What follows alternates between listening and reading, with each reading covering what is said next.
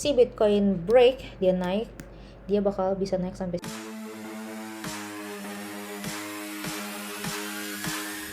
Bahas kripto lagi di Trishow Strategi bareng Cici Kripto.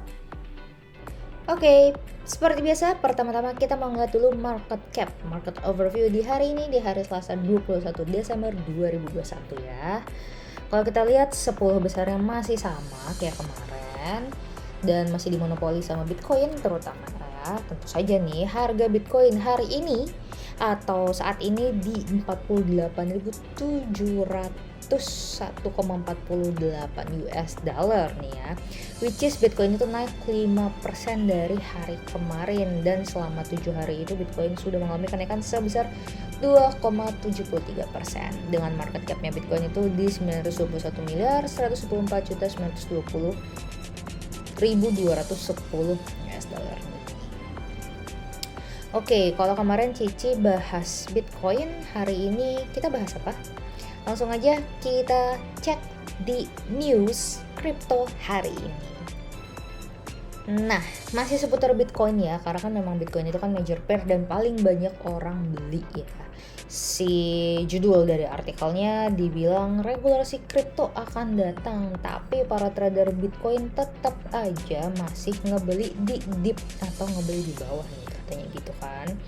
Terus kalau di sini katanya premi di Chicago Merc-nya Bitcoin Futures itu jatuh ke level 0, tapi data menunjukkan bahwa para pro trader itu masih aja bullish. Oke, kita masuk ke artikelnya ya. Sini dibilang kalau misalkan ngelihat dari grafik Bitcoinnya weekly atau daily itu, dia menampilkan masih bearish ya, masih turun gitu kan. Dan jelas banget kalau harga Bitcoin ini konsisten membuat lower low sejak dia all time high di tanggal 10 November kemarin, tanggal di 69 US dollar itu di ATH di sini, dan terus turun lower low ya, kita bisa lihat di sini. Ini dia tuh chartnya daily ya. Terus anehnya menurut artikel ini, di November 10 kemarin, tanggal 10 November kemarin itu kan terjadi puncak harganya si Bitcoin kan di 69.000 US dollar itu. Nah, itu tuh terjadi tuh tepat saat si US itu mengannounce atau mengumumkan bahwa inflasi itu sudah mencapai level tertinggi dalam 30 tahun. Jadi pas banget. Tapi si moodnya itu atau suasananya itu langsung berbalik setelah kekhawatiran tentang developernya si real estate yang berbasis di Cina, si Evergrande ini, dia tuh gagal membayar pinjamannya, dan hal ini sepertinya berdampak pada struktur pasar yang lebih luas. Ya, para trader masih takut tentang regulasi stablecoin. Jadi fase korektif awal ini dengan cepat diikuti oleh tekanan tanpa henti dari para regulator dan para policy maker atau para pembuat kebijakan pada issuernya si stablecoin ya. Nah, pertama itu datang rejection atau penolakan dari Bitcoin ETF spotnya si VanEck ya, oleh US Securities and Exchange Commission atau Komisi Sekuritas dan pertukarannya si United States pada tanggal 12 November kemarin.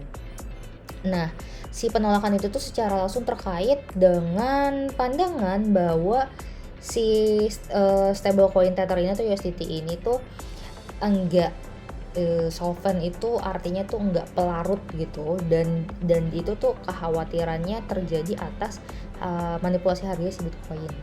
Di tanggal 14 Desember kemarin, US Banking, Housing and Urban Affairs Committee atau Dewan Perbankan, Perumahan dan Perkotaannya US itu dia menggelar hearing atau dengar pendapat lah, itu bahasa Indonesianya kayak gitu kan, tentang stablecoin yang berfokus pada perlindungan konsumen dan risikonya nih pada tanggal 17 Desember kemarin. Di hearing ini tuh si FSOC atau Dewan Pengawas Stabilitas Keuangan AS, dia menyuarakan keprihatinan mereka atas adopsi stablecoin dan aset digital lainnya. Nah, dibilangnya gini, Council atau Dewan merekomendasikan agar regulator negara dan regulator negara bagian dan federal itu meninjau peraturan dan alat yang tersedia yang bisa diterapkan pada aset digital katanya.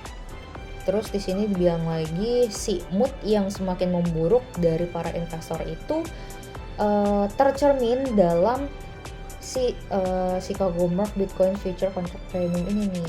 Kalau misalkan di sini kita ngeliatin metriknya si kontrak ini tuh mengukur perbedaan antara long term futures contract atau kontrak berjangka panjang dengan harga spot saat ini di regular market atau di pasar reguler ya. Dan setiap kali indikator ini fading atau memudar atau dia berubah menjadi negatif, ini tuh merupakan red flag atau dia tuh merupakan menjadi sebuah tanda bahaya yang cukup mengkhawatirkan ya. Nah, situasi ini juga dikenal sebagai namanya tuh backwardation dan mengindikasikan bahwa adanya sentimen bearish. Nah, ini si chartnya. Nah, fixed month contract atau kontrak bulan tetap ini biasanya ditradingkan pada premi yang pada sedikit premi gitu kan. Dan dia tuh menunjukkan bahwa seller itu meminta lebih banyak uang untuk menahan settlement gitu kan, untuk lebih lama gitu kan. Dan si futures ini harus diperdagangkan dengan premi tahunan di 0,5 sampai 2% pada healthy market atau pada pasar yang sehat, dan situasi ini dikenal dengan nama contained growth ya, namanya gitu. Nah, kalau kita lihat gimana sih indikator ini bergerak di bawah kisaran netral setelah tanggal 9 Desember itu, karena Bitcoin diperdagangkan di bawah 49.000 ya. Hal ini tuh menunjukkan bahwa trader institusional menunjukkan kurangnya confidence atau kepercayaan ya, meskipun sebenarnya belum terjadi struktur bearish.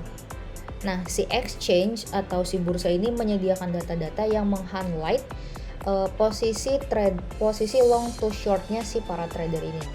Nah, dengan menganalisa setiap posisi klien pada kontrak spot, pada kontrak perpetual dan pada kontrak futures atau kontrak berjangka ini, kita bisa lebih mengerti gitu kan, apakah si para pro trader ini dia tuh lebih mengarah ke bullish atau ke bearish.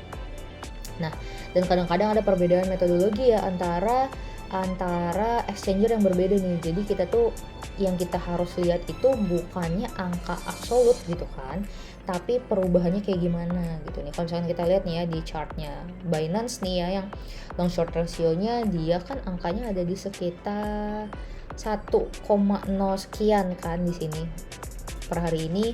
Kalau si Huobi itu ada di 1,02, tapi si OKX itu ada di range di 2, ini hampir 3 lah ya gitu kan. Dan kan sebenarnya kan angkanya beda-beda, tapi kalau misalnya kita lihat nih rasionya perubahannya kayak gitu, si Binance sama si Huobi agak mirip-mirip. Kalau si OKX ada agak beda ya, dia naik sendiri gitu, dia lebih banyak yang nge-short sekarang. Nah, di sini dibilang meskipun Bitcoin itu mengalami koreksi 19% semenjak tanggal 3 Desember kemarin, para top trader di Binance, di Huobi, dan OKX itu mereka telah meningkatkan leverage longnya mereka nih gitu kan. Lebih tepatnya si Binance itu adalah satu-satunya bursa atau satu-satunya exchanger yang mengalami reduction atau pengurangan dalam long to short rasio para top trader nih. Nah, angka tersebut bergerak dari 1,09 ke 1,03. Tapi dampak ini sebenarnya lebih terkompensasi lah ya sama si OKX trader yang di OKX gitu kan, karena mereka meningkatkan bullish mereka atau taruhan bullish mereka dari 1,51 ke 2,91 hanya dalam 2 minggu aja gitu. Nah, di sini dibilang kurangnya premi dalam Chicago Mercantile 2-month futures contract ini seharusnya nggak boleh dianggap sebagai red flag atau red alert gitu kan, atau peringatan, karena sebenarnya si Bitcoin ini sekarang tuh lagi ngetes nih di resisten di 46.000 gitu kan. Selain itu, para top trader di pasar derivatif juga sudah menaikkan posisi long mereka atau posisi buy mereka meskipun harganya lagi turun gitu kan. Jadi sekarang meskipun harga pada turun, orang-orang tetap ngebuy gitu kan, supaya mereka bisa averaging. Jadi turun ngebuy, jadi ketika nanti harganya itu naik, buy mereka bakal kebuka semua dan mereka cuan deh gitu. Nah, di sini dibilang bahwa tekanan regulasi itu mungkin nggak akan meningkat dalam jangka pendek atau dalam short term nih, tapi pada waktu yang bersamaan nggak banyak yang bisa dilakukan oleh pemerintah US untuk menekan issuance atau penerbitan dan transaksinya si stablecoin. Nah, company-company ini atau perusahaan-perusahaan ini itu bisa pindah keluar US dan beroperasi nggak menggunakan cash, tapi mereka bisa beroperasi menggunakan dollar dominated bonds and asset. Jadi aset atau obligasi yang berbasis atau berdenominasi dolar gitu kan, US dollar, Australian dollar, dan mata uang dolar lainnya. Nah, untuk alasan ini sekarang ini hampir nggak ada rasa panik nih, hampir nggak ada kayak kekhawatiran di pasar, di market gitu kan. Dan dari data menunjukkan bahwa pro trader itu masih ngebeli di dip, still buying the dip. Well, kayak kemarin Cici udah bahas kan, memang ada banyak perdebatan lah ya antara yang pesimis dan optimis. Kalau misalkan dia pesimis, si para expert itu pesimis bahwa oke lah Bitcoin itu akan mengalami banyak penurunan, turun terus nanti sampai 2022. Tapi ada juga yang optimis yang enggak kok, Bitcoin akan naik. Nah, kalau di sini kalau kita lihat ya para pro-trader itu, kalau kemarin kita lagi ngomongin dari sisi expert ya, dari para ahli. Kalau ini lebih ngebahas si pro-tradernya gimana sih, orang-orang yang memang berkecimpung di lapangannya si Bitcoin ini gimana sih. Ternyata mereka masih buying the dip kok gitu, mereka masih benar-benar berharap Bitcoin itu naik gitu kan, still buying the dip. Jadi ya kita di sisi bilang averaging, ketika harganya naik semuanya bakal cuan. Biasanya orang-orang kayak gini atau trader-trader kayak gini tuh dia punya ketahanan dana yang tinggi. Nah, sekarang kita langsung aja ngeliat ke teknikalnya ya, kita langsung lihat chart Bitcoin. Oke, ini ya, kita pakainya sekarang di chart H4. Kita bikin dulu trend line-nya.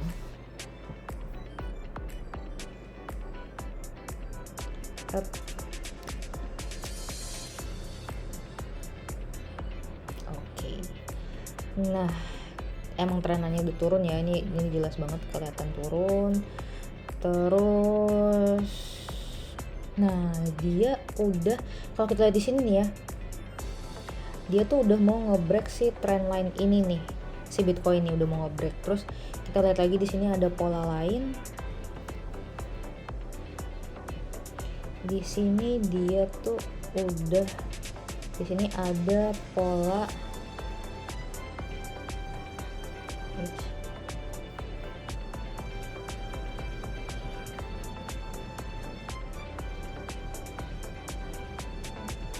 kelihatan ya, ini dia ada descending triangle nih, udah semakin mengerucut.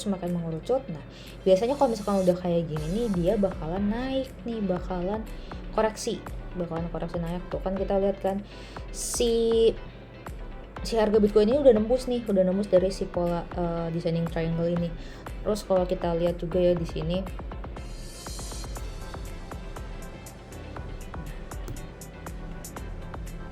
ada support kuat di sini ya, udah 3 kali nih, mental lagi, turun lagi, naik lagi, turun lagi, mental lagi, dan dia tembus ke atas nih.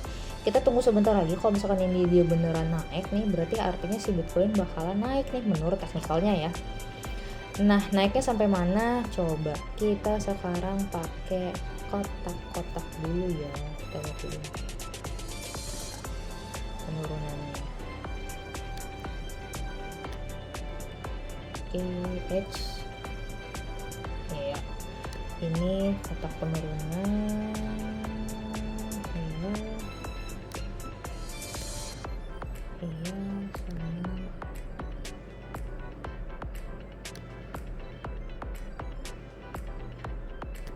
Oke, jadi kalau misalkan si Bitcoinnya ternyata turun, ini dia false break, dia bakal turun ke sampai ke sini.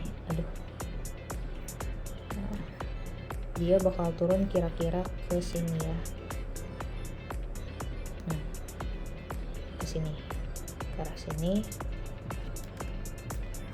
Kalau dia false break, kalau dia turun terus nih ternyata beritanya mengarah buat turun, ya dia bakal turun. Tapi kalau misalkan dianya break, kalau dia break, kita lihat ya kotak penaikan.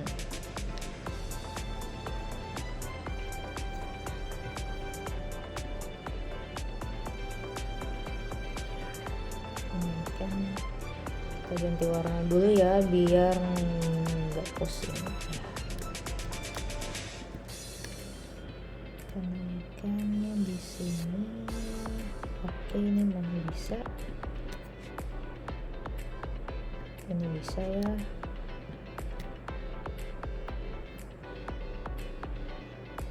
Udah ada 4 kotak confirm ya. Kalau dia naik kita taruh sini. Kalau misalkan memangnya si Bitcoin break, dia naik, dia bakal bisa naik sampai sini ya, sampai di 53.723. Kalau kita lihat nih rasanya juga tuh dia di sini ya udah pastilah dia oversold di sini dan sudah mulai naik sampai di sini ya. Nih kita beneran ngeliat kan di sini tuh dia udah break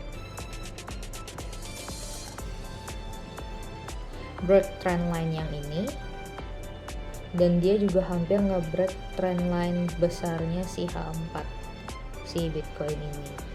Oke, buat kalian para holder Bitcoin harusnya sih bentar lagi nge-break, tapi ya kita lihat dulu aja ya perkembangannya gimana, karena kan ini akhir tahun, biasanya akhir tahun memang rada-rada volatil seperti itu. Tapi kalau misalkan ngeliat dari teknikalnya sih harusnya dia naik ya si Bitcoin ini. Well, segitu aja dari Cici. Oke, segitu dulu video kali ini. Cici mau ngingetin lagi buat kalian yang masih bingung mau trading crypto di mana, langsung aja open account di Bityard. Caranya gimana? Cuman cukup klik link yang ada di deskripsi di bawah ini dan kalian bisa berkesempatan mendapatkan 50 USDT setiap minggunya. Cici juga mau remind lagi supaya kalian semua subscribe channel Trisul Trading Strategi, dan jangan lupa juga buat selalu like dan juga komen di video ini dan video-video lainnya supaya Cici tahu nih apakah materi video ini bisa bermanfaat buat kalian atau enggak. Nah, segitu dulu Cici Crypto pamit, sampai jumpa lagi di Trisul Strategi.